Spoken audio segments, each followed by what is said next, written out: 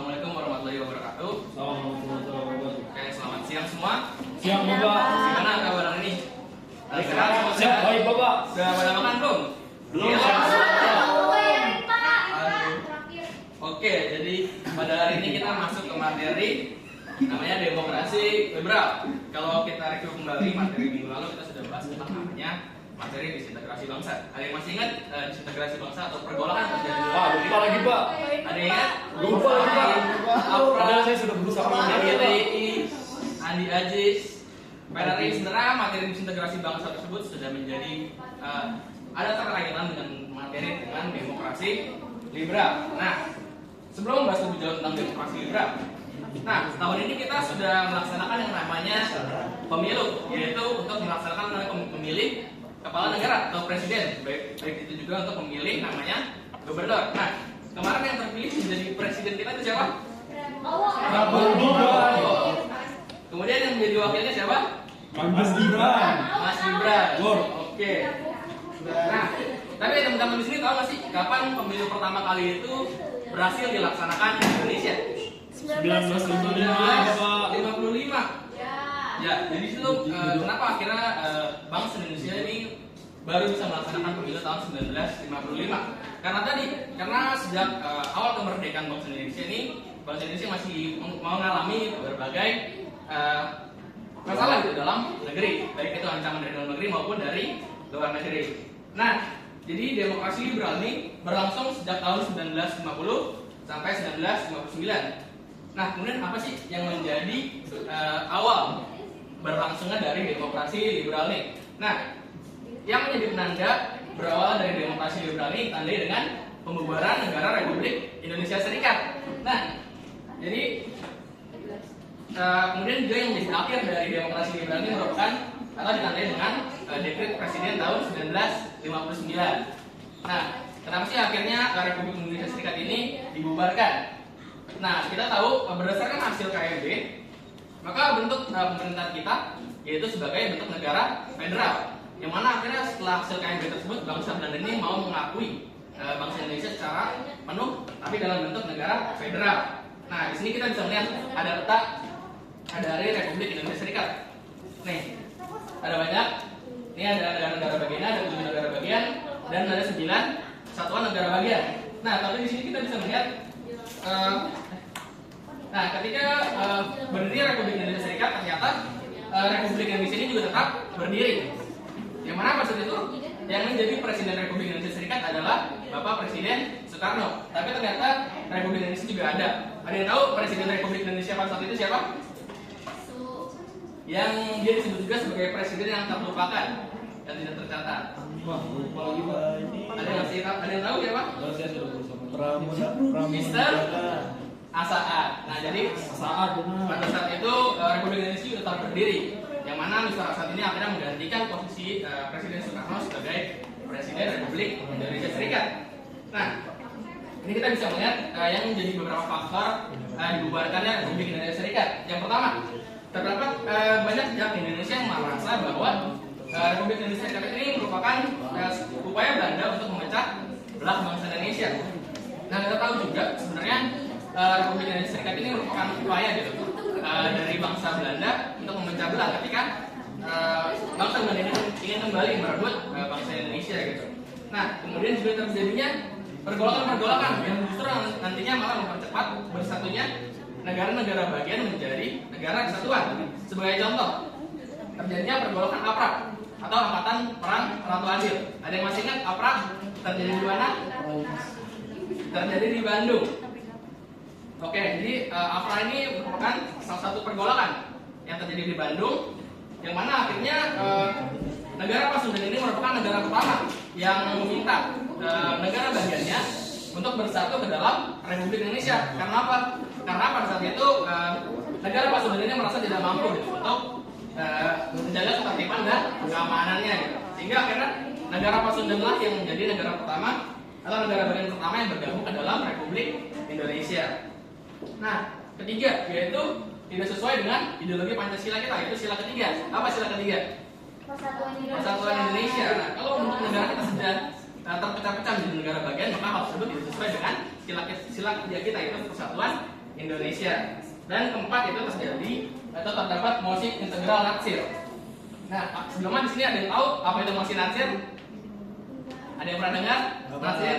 Oke, jadi natsir ini mengajukan pendapatnya di dalam sebuah rapat parlemen, yaitu untuk menyatukan kembali negara-negara bagian menjadi negara kesatuan. Nah, yang mana akibatnya dari mosi natsir ini banyak negara-negara bagian yang akhirnya bersatu ke dalam negara kesatuan Republik Indonesia. Nah, akhirnya kita masuk ke konsep demokrasi liberal. Nah, demokrasi liberal ini yang dari dua kata, dari demokrasi dan liberal.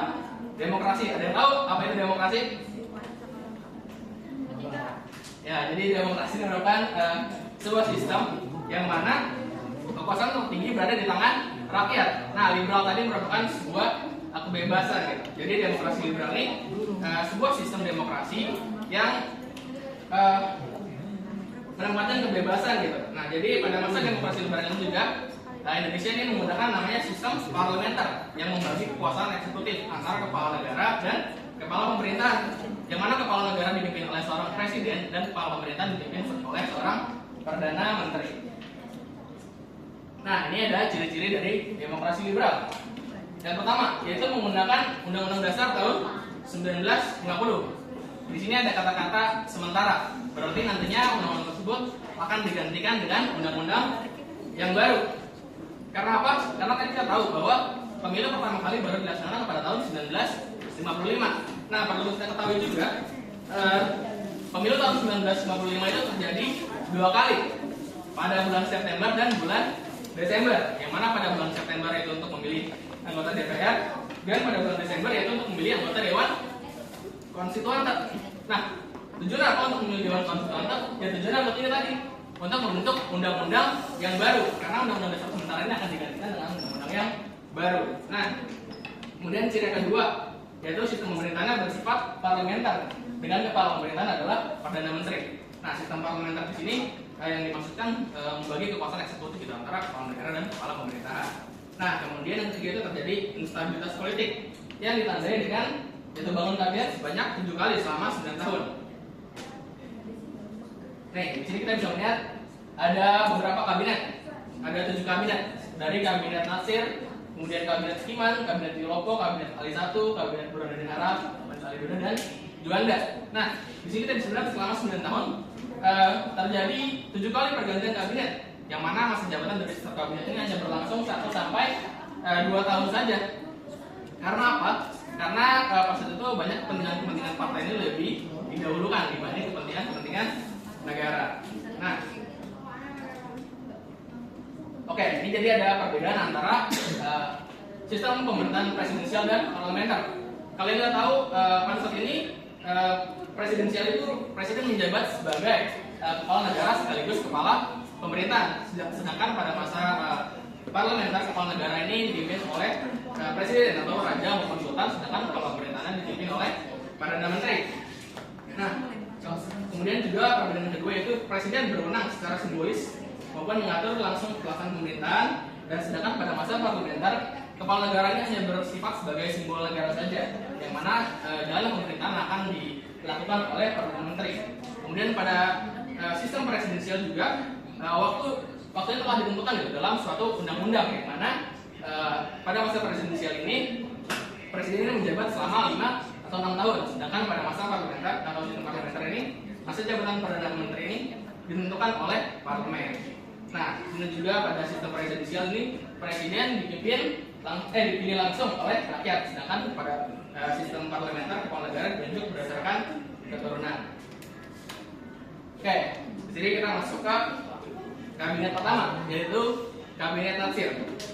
Jadi kabinet Natsir ini dipimpin oleh Muhammad Natsir sendiri, yang mana susunan kabinet terdiri atas beberapa koalisi partai, antara Partai Sosialis Indonesia, atau kemudian juga ada Partai Indonesia Raya, kemudian Partai Sarekat Islam Indonesia.